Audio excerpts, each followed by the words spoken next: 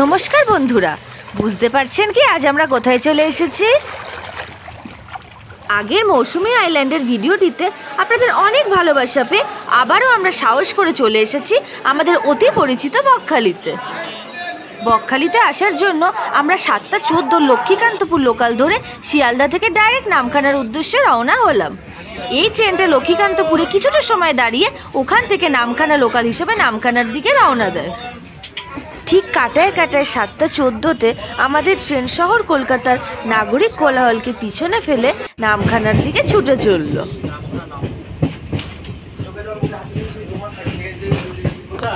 বারুইপুর পেরোতে না পেরোতেই দিগন্ত বিস্তৃত খোলা মাঠ চোখের সামনে ফুটে উঠল। সেই সাথে মন থেকে সব টেনশন, ওভার থিঙ্কিংগুলো যে কখন খোলা জানলা দিয়ে পালিয়ে গেল বুঝতেও পারলাম না। যাই হোক, ঘন্টা তিনেকে জার্নি শেষ করে যখন আমরা নামখানা পৌঁছালাম তখন প্রায় 11টা বাজে।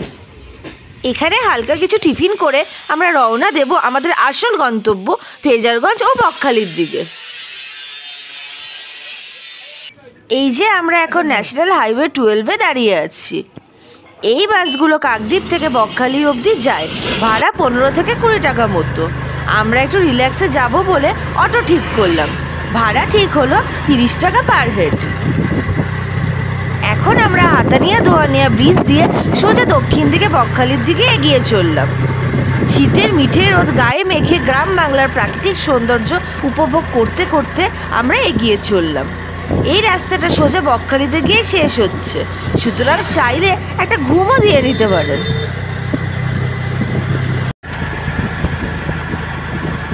আমরা প্রপার বকখালিতে না গিয়ে ফ্রেজারগঞ্জের কাছে ক্লাবঘর মোড়ে নেমে এই সাগরবেলায় হোটেলে উঠেছিলাম। কারণ একদিকে যেমন নিরিবিলিতে থাকা যাবে, তেমনি হোটেলের ট্যারিফ একদম নাগালের মধ্যে।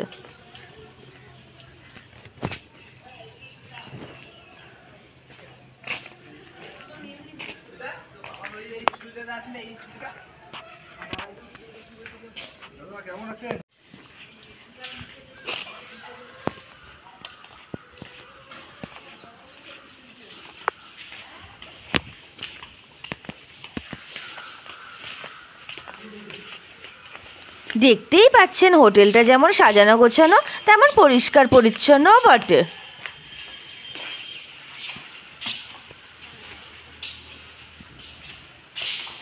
যাই হোক, লাঞ্চ করে অল্প রেস্ট নিয়ে আমরা চললাম ফ্রেজারগঞ্জে কার্গিল বিচে, মাত্র 2 মিনিটের হাঁটা পথ। সমুদ্র তীরে দাঁড়িয়ে দাঁড়িয়ে আমরা বঙ্গোপসাগরের বুকে সূর্যাস্ত উপভোগ করলাম। এখানটাতে বকখালির মতো অত ভিড় না থাকলেও ঢেউ ভালোই আছে। বিচের ওপর ঢেউ আছড়ে পড়া দেখলাম বেশ কিছুক্ষণ। বর্তমানে স্ক্রিনে যে ভগ্নপ্রায় বাড়িটি দেখছেন, স্থানীয়দের মতে এটা নাকি ফ্রেজার সাহেবের বাংলো ছিল, তারই নামে এই এলাকার নাম ফ্রেজারগঞ্জ। 20 শতাব্দীর গোড়ার দিকে এই স্যার অ্যান্ড্রু ফ্রেজার ছিলেন বাংলার লেফটেন্যান্ট গভর্নর। তিনি অবকাশ যাপনের জন্য এই বাংলোটি বানিয়েছিলেন।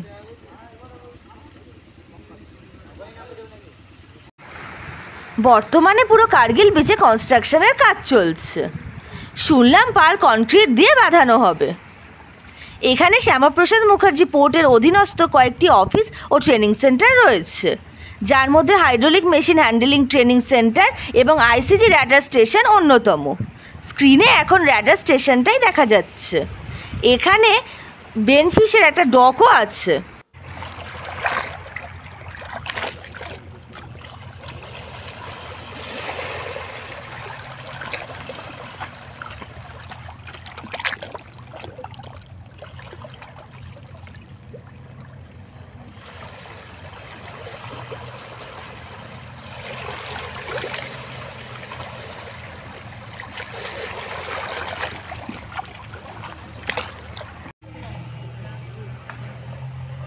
বিচের ঠিক ওপরেই রয়েছে একটা গঙ্গা দেবীর মন্দির। ভাঙন প্রবণ এই অঞ্চলের অধিকাংশ অধিবাসী মাছ ধরার কাজে নিযুক্ত বা মাছেরই বিভিন্ন ব্যবসায় যুক্ত। ট্রলার নিয়ে সমুদ্রে যাওয়ার আগে মৎস্যজীবীরা এই মন্দিরে পুজো দিয়ে মাছ ধরতে যায়।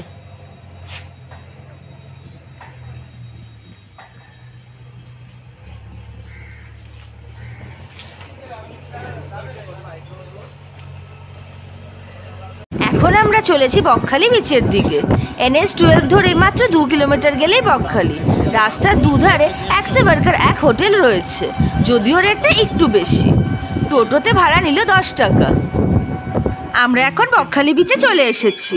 এটাকে পশ্চিমবঙ্গের দক্ষিণতম লোকালয়ও বলা যেতে পারে।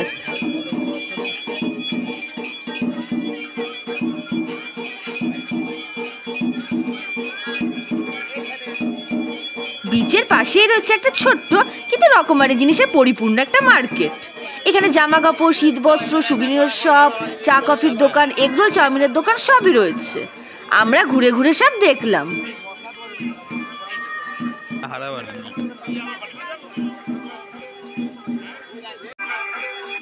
সুবিনিয়র শপগুলিতে শঙ্খ, ঝিনুক, বাঁশ, মাটি ইত্যাদি প্রাকৃতিক জিনিস দিয়ে তৈরি বিভিন্ন জিনিস আছে। দামটা একটু বেশি হলেও জিনিসগুলো খুবই সুন্দর।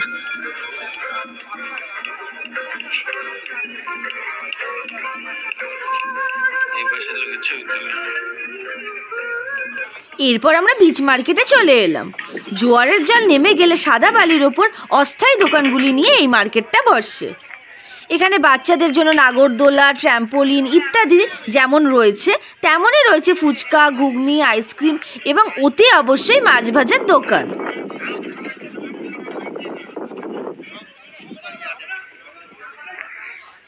এখানে আপনার পছন্দসই মাছ, স্কুইড আপনার চোখের সামনে কেটে ভেজে দেবে।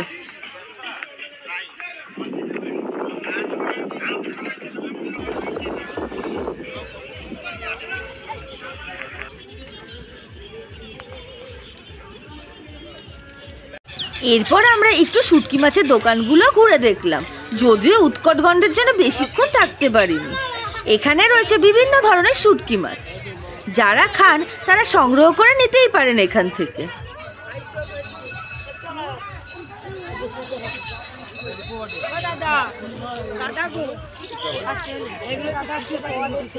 ঘোরাঘুরি শেষ, এবার খেয়ে দিয়ে একটু বিশ্রাম নেওয়ার পালা। সকলকে অনেক অনেক ধন্যবাদ আমাদের সাথে থাকার জন্য। যদি ভিডিওটা ভালো লেগে থাকে তবে অবশ্যই লাইক করে দেবেন এবং চ্যানেলে নতুন হলে চ্যানেলটি সাবস্ক্রাইব করে দেবেন।